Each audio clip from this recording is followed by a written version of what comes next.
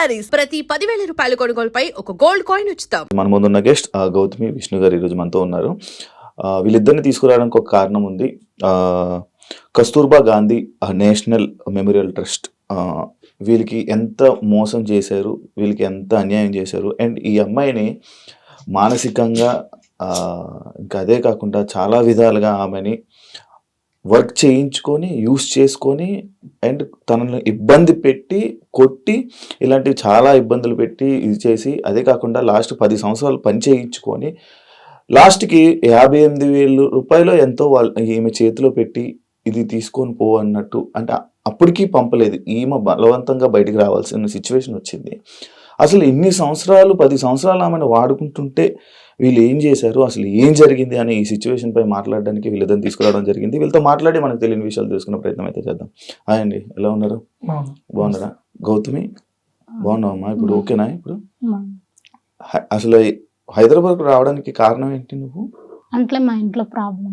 మీ ఇంట్లో ప్రాబ్లమ్స్ వల్ల ఎవరు తీసుకొచ్చారు మిమ్మల్ని హైదరాబాద్? ఫస్ట్ ఎవరు తీసుకురాలా, నేను మీరే వచ్చారు. ఈ ట్రస్ట్ ఇది ఉందని మీకు ఎలా తెలుసు? ఇక్కడికి ఎలా వెళ్ళారు మీరు?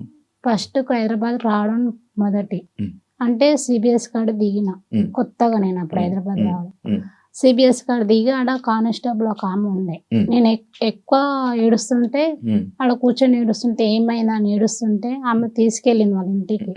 సొంత కూతురులా చూసుకున్నాను. నన్ను చూసుకొని ఎందుకు అంత బాధపడుతున్నావు, ఒక ఓంలో వేస్తా అని చెప్పింది. ఆడ ఓంలో వేసింది. ఆ నైట్కు నిమ్మలగడ్డలో వేసినారు. నిమ్మలగడ్డ నుంచి ట్రస్ట్ తీసుకొచ్చినాను. నన్ను ఏం చేయిస్తా అన్నారు ఆ ట్రస్ట్ లో? మీకు ఎవరు ఉంటారు ఆ ట్రస్ట్ లో? Padmavathi madam incharge.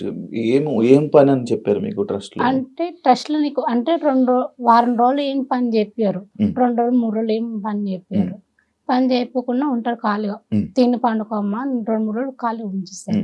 ఇంకో నెల 2 నెలలు 3 నెలలు అయినానుకో మిషన్ కుట్టడమ్మా, నువ్వేం కుడతావు, ఏం పని చేస్తావు అని అడుగుతారు.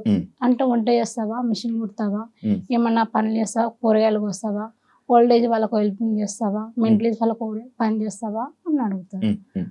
నేను అవన్నీ నాకు చేత కాదు, మిషన్ నేర్చుకుంటా అని చెప్పిన.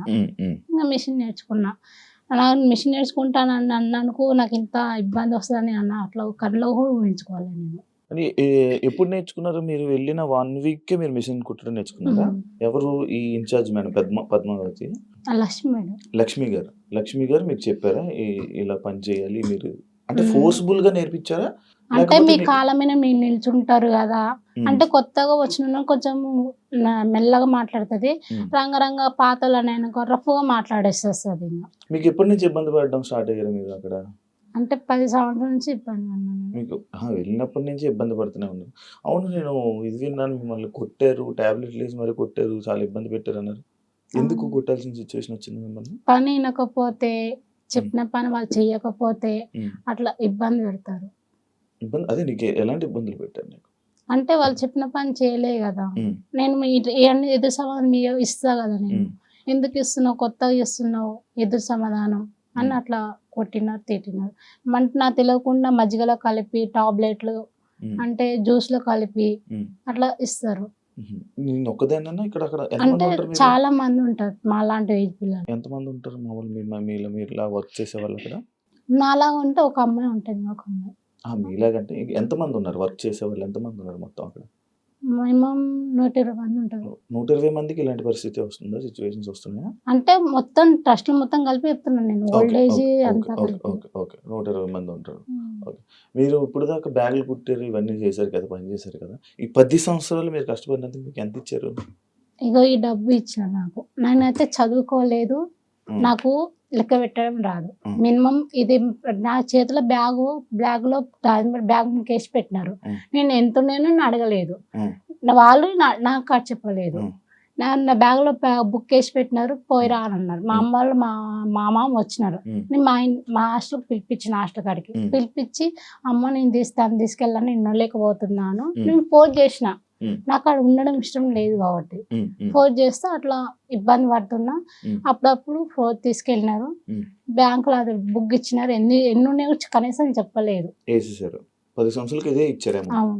నేను బయటకు వచ్చినాక ఆ శ్రీవర్షిని కలవడానికి వచ్చినప్పుడు ఏందో ఒక మిషన్ అన్న లేదంటే ఒక కొట్టన కూరగాయల కొట్టన పెట్టుకొని మా అమ్మ ఆరోగ్యం బాగాలేదు, ఆమె పోషించుకుందామని కాపాడుకుందామని అనుకుంటే ఏం లేదు, ఏం రాదు కూడా రాదు దీంట్లో అని అట్లా అనుకో. మీ అమ్మగారు మీరు ఏం చేస్తారు? మా అమ్మ ముసలి, కొంచెం మెంటల్గా ఉంటుంది. ఇక మీరు ఒక్కరే మొత్తం ఫ్యామిలీ చూసుకోవాల్సింది మీరే. సొంత అన్న ఉన్నాడు, అందరు. ఆవిడ ఇప్పుడు జైల్లో ఉన్నాడులే. ఏమైందమ్మా? చెప్పుకోలేను అవన్నీ. మిమ్మల్ని ఫిజికల్గా ఇబ్బంది పెట్టారని చెప్పి నేను ఏదో విన్నాను, మీకు ఏదో కథ ఉందని విన్నాను, నిజం అది? ఏం జరిగింది? మా ఇంట్లో ఫ్యామిలీ. మీ ఫ్యామిలీ? అవునా? మీ ఇంట్లో వాళ్ళే చేశారా అలాగా? అందుకే ఇవన్నీ తట్టుకోలేక అటు వెళ్ళిపోయావా? ఇంట్లో వాళ్ళు చేసినారు, ప్లస్ ఇక్కడ ట్రస్ట్ వాళ్ళు ఇబ్బంది పెట్టినారు, అండ్ మాటలు అన్నారు, గబ్బు మాటలు అన్నారు, ఎత్తి పొడిచినారు నన్ను, బాగా హింసించినారు. ఆ హింసించడంలో బట్టి నేను ఉండలేక మా అమ్మని పిలిపించుకొని, మా అమ్మాయిని పిలిపించుకొని టెస్ట్ నుంచి బయట పడినా. కాదమ్మా, ఇప్పుడు 10 సంవత్సరాల నుంచి నేను ఇబ్బంది పెడుతుంటే ఎప్పుడు బయటకు వెళ్ళిపోవాలని అనిపించలేదా? నీకు వెళ్ళిపోవాలని కానీ మీ ఎవరైనా చూడడానికి మిమ్మల్ని ఎవరు రాలేదా? రాలేదు. మా వాళ్ళకి అసలు అడ్రస్ తెలియదు. నేను 2 సంవత్సరం ఉన్నా అని. చచ్చిపోయింది అనుకున్నారు, మా అమ్మనే అనుకున్నది. చచ్చిపోయినావా నువ్వు అన్న. మొన్న మా ఊరు వాళ్ళే, మా సొంత ఊరికి వెళ్తేనే చచ్చిపోయినావు అనుకునే, నేను బతుకున్నావు అనుకోలేదు, ఎవరితోనూ లేచిపోయినావు, 10 మందితోనూ లేచిపోయినావు అని గబ్బు గబ్బు మాట అన్నారు. పక్కలే మా సొంత మేనమామలు, మా అత్తోళ్ళు అందరూ చుట్టుపక్కల కూడా అన్నారు, ఎవరితోనో పోయినావు అనుకున్నాం, పెద్ద పెళ్ళైనా అనుకున్నాం, పిల్లతైనా అనుకున్నాం, చచ్చిపోయిందా అనుకున్నాం, ఎన్నెన్నో రకాలు మాట్లాడు. మొన్న మా అమ్మ తీసుకొని కూర్చుకొని అన్ని మాటలు మాట్లాడినారు. చాలా ఇబ్బందిగా మాట్లాడిన మాటలు, ఆ మాటలు చాలా ఘోరంగా ఉన్నాయి. మీరు ఎలా పరిచయం? ఇవన్నీ తలుచుకుని చచ్చిపోతారంటేనే మేము వెళ్ళిన చివరికి ఆత్మహత్య రెడీ అయింది.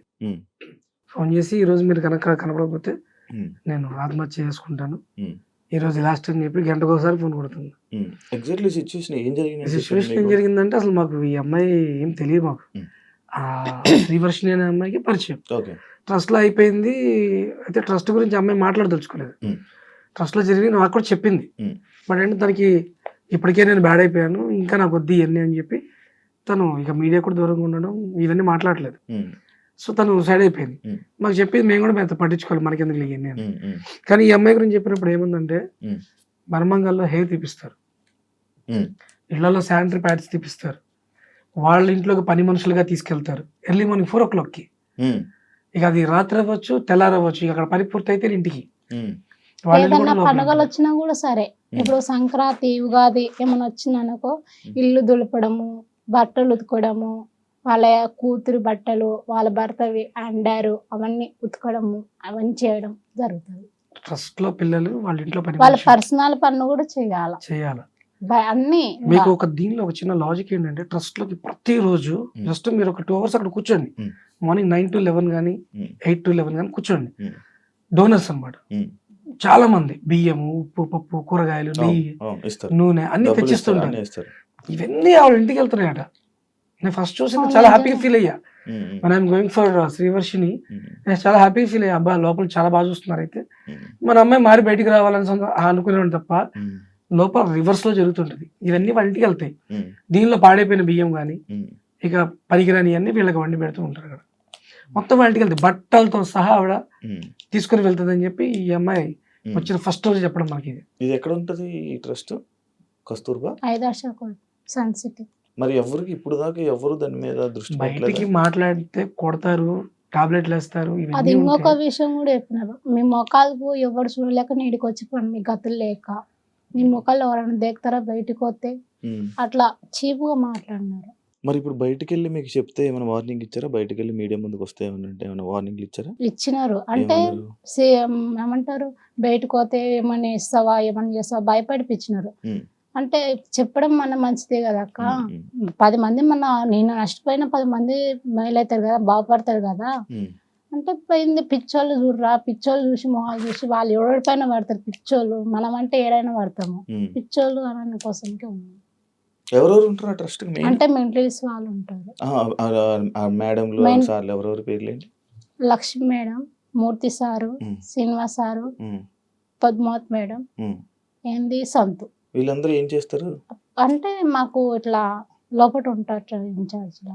మరి మీకు బయట నుంచి ఏమైనా ఫుడ్ డబ్బులు అవన్నీ వస్తాయి కదా, అవన్నీ మీకు ఏం లేవు, ఏమి ఇవ్వడం అలాంటివి ఏం లేవు. ఫుడ్ ఏం పెట్టేవాళ్ళు మీకు? ఫుడ్ అంటే కూరగాయలదే ఇట్లా ఫుడ్, చికెన్ మటన్ అవన్నీ. Only veg. ఉమ్. 10 సంవత్సరాలు ఏదైతే తెలియదు. అది 10 సంవత్సరాలు ఏ మనుషులతో, బయట మనుషులతో మాట్లాడలేదు? మాట్లాడలేదు. ఫోన్ నాకు నిజం చెప్తున్నా, రొయ్యలు అంటే తెలియదు. మొన్న శ్రీవర్షం వాళ్ళ ఇంట్లో తింటే రొయ్యలు ఇవ్వా, నేనే షాక్ అయినా. లైఫ్లో ఫస్ట్ టైం నా పుట్టి పెద్దగా అయినా కానీ నిజంగా నేను రొయ్యలు తినలేదు ఫస్ట్ టైం నేను. మొన్న తిన్నావు రొయ్యలు? నిజంగా ఆ రొయ్యలది ఏమంటారు, కోడిది మెత్తగా ఉంటది ఏమంటారు, లివర్. అది కూడా ఫస్ట్ టైం తినడం నా లైఫ్ లో. తినలేకపోయినా, అది మంచిది అన్న తినలేకపోయినా, ఒంటికి కాదమ్మా, అది ఎప్పటైతే లేదు. ఫస్ట్ టైం ఏమైనా ఎక్కువ నార్మల్ అంటే చికెన్ ఇట్లా చేపలు తింటా, కానీ అవి ఫస్ట్ టైం నేను నా లైఫ్ లో చూడడం. ఎవరైనా చూస్తే నవ్వుతారు, ఇంత పెద్ద గాడిదైంది దీనికి తెలియదా అని అనుకుంటారు. మటన్ అవి తెలుసా? తెలుసు, కానీ తిన్నావు ఎప్పుడైనా? తినలేదు. అది కూడా మటన్ ఎప్పుడు తినలేదు. చికెన్ చేప అది కూడా తిన్నా. చికెన్ చేప తిన్నారు. అయితే ఫ్రాన్స్ అంటే నేను బయట ప్రపంచం, మీ నమ్మకం బయట ప్రపంచం అంటే నాకు తెలియదు నిజంగా. ఇప్పుడు నాకు తెలుసుకుంటాను. అక్కడ ఉండేదానివి? ట్రస్ట్లోనే ఉన్నాను లోపల నేను. నీకు సపరేట్ రూమ్ మంచిగా ఉండేదా? అందరు అంటే పెద్ద రూమ్ ఉంటుంది మాకు, గర్ల్స్ కు అందరికి, మా లాంటి పిల్లలకు 25 మంది ఉంటారు దాంట్లో. దాంట్లోనే బాత్రూమ్స్ ఉంటాయి, దాంట్లో బెడ్రూమ్స్ అన్నీ ఉంటాయి. అన్ని దాంట్లో ఫ్రీగా ఉన్నట్టున్నాం పిల్లలు. నీకు ఏం జరిగితే న్యాయం అనిపిస్తుంది ఇప్పుడు?